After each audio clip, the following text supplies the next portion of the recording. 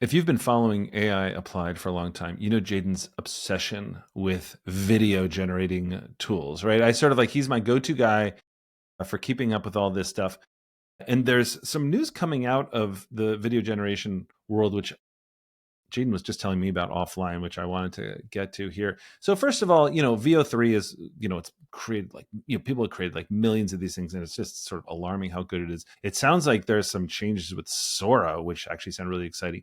But the one that Jaden mentioned, which got me really thinking, was character AI. I've been thinking about character AI a lot. If you guys think character AI is just like some weird, AI girlfriend, it's for like the weirdos out there. Guys, character AI gets something like 200 million visits a month. Character AI is huge. It's changing the way that people do this. So the fact that they are either thinking about or starting or something like that, Jaden, you tell me, something in the video generation thing, like, whoa, that is going to be utterly, utterly disruptive and starts to get into the future of what AI companionship. I don't mean that in a weird way, but also means a lot of different things. I mean, companionship can mean a lot of different things to a lot of different people, and video, holy cow. So Jaden, talk to me. What were you saying in this? Yeah, I think the character AI is pretty crazy. And I think it's also important to know that character AI like sort of got acquired by Google. Again, it's like Yeah, these like weird acquisitions that don't really happen.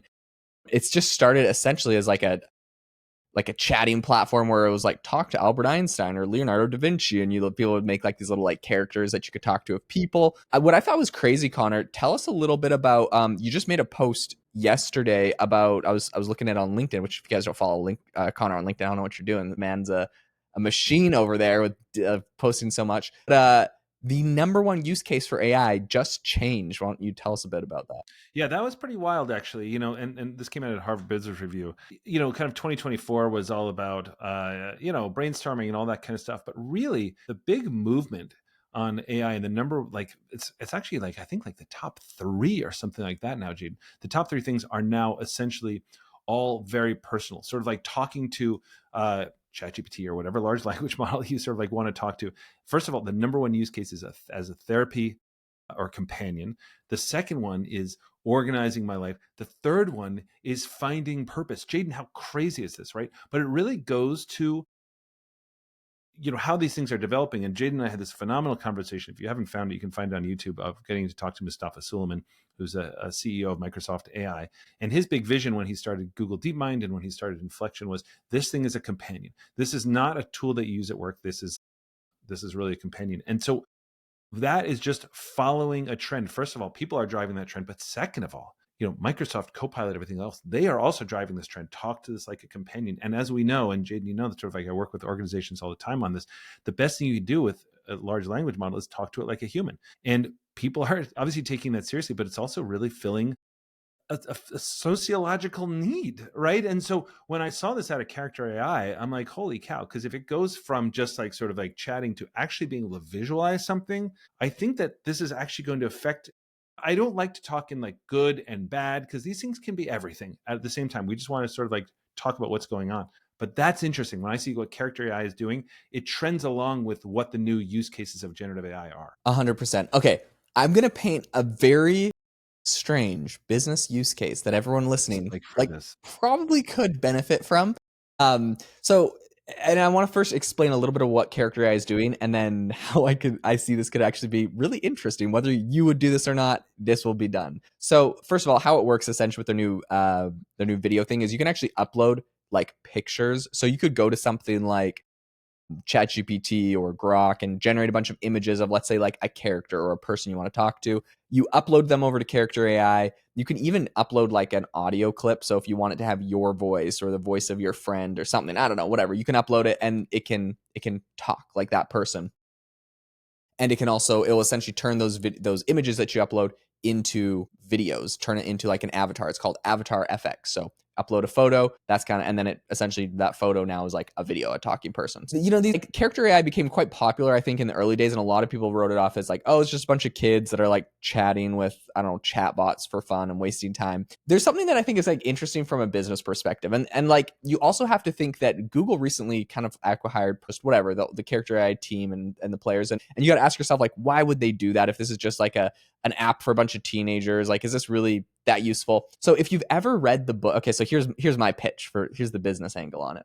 If you ever read the book Think and Grow Rich, have you read that? Oh yeah, I know that book. Yeah, Napoleon Hill. yeah, yeah, yeah. So famous book, one of the, if you're into business books, one of the top business books. And there's a really funny thing that I remember when I read this. I think I listened to an audiobook when I was in college of this book, and there's a really funny concept in there that I think either Napoleon Hill said he did this or Dale Carnegie did this himself. I think he was writing about Dale Carnegie. Essentially, he would sit down, and it was like all about visualization and imagining things. And he would imagine that he was in a room, like around a table with all of the biggest business titans in the world. And so while Dale Carnegie is sitting there trying to figure out how to build his empire, he's imagining that Albert Einstein's at the table. He would imagine that like Alexander the Great was at the table, that Awesome. Julius Caesar, that like, Henry Ford, like all of these, I don't know, whoever he thought was important. And there is a board meeting, and he would visualize himself asking like his problems and pitching them to the room. Okay, this is what I'm trying to solve right now. Like, how would you guys solve it? And obviously, he's a very, very good creative imagination, Yes. whatever, probably a crazy IQ or something. But like, he would imagine what their responses would be. This is a very good thought experiment, I think, for anything.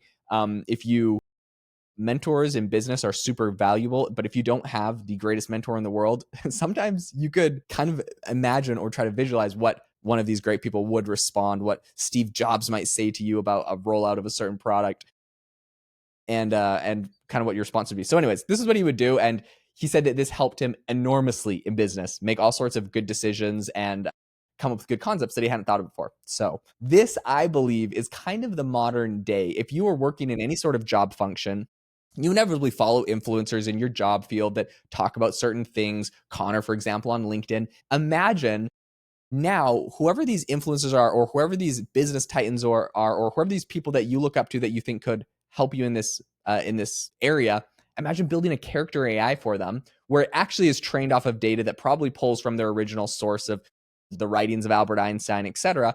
And now you're asking it questions, and it's actually responding, and you can make it very realistic with kind of these like talking heads that are like video now. I just think this actually could be quite useful for business advice and making it really realistic. So, anyways, that is No, my I business agree. take And on it.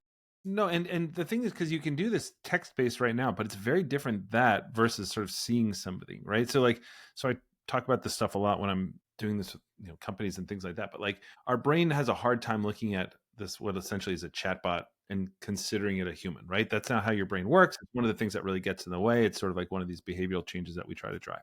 But if you actually could see this and not just a photo, but like, Jeff Bezos sort of like sitting at the table and kind of like thinking about this and then sounding like Jeff Bezos, it's unbelievably powerful. And then the other part of this, as I remember, our buddy Logan Kilpatrick, who is over at DeepMind, was writing on X the other day, or maybe a couple weeks ago, but he's like, remember, all these tools are using Gemini, 2.0 or whatever in the background.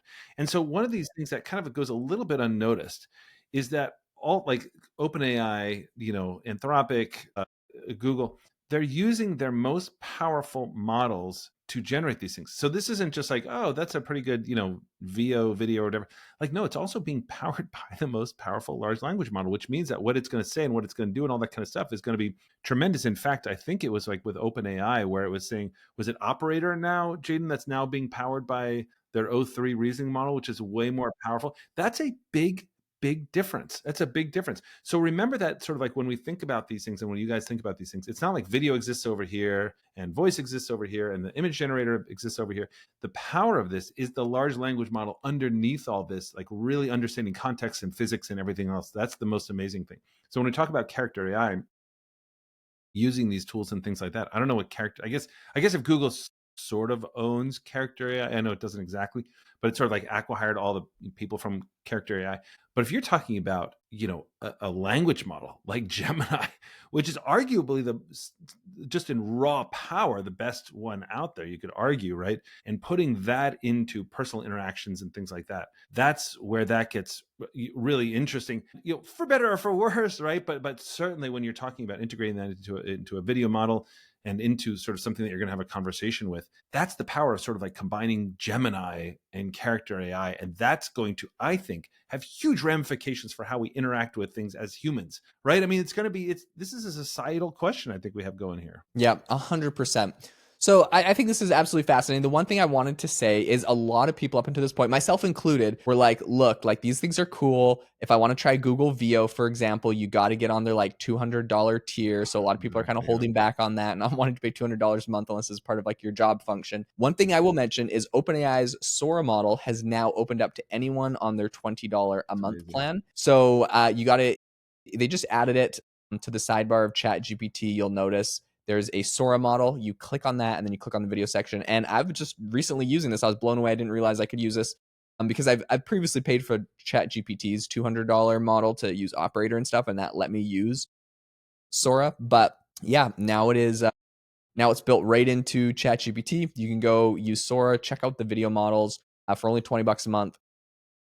You'll be super, super impressed. And yeah, if you find any cool use cases, let us I know. think it's so awesome, and just to sort of like wrap up, because I was just on a podcast before this, kind of talking about this exact same thing. When people were asking, "How do you keep up with everything?" So if you want to keep up, I mean, again, you can listen to sort of like us, you can sort of like follow other newsletters, things like that, but also don't feel like you have to keep up with all this. If you don't care about video, don't feel like you have to keep up with it.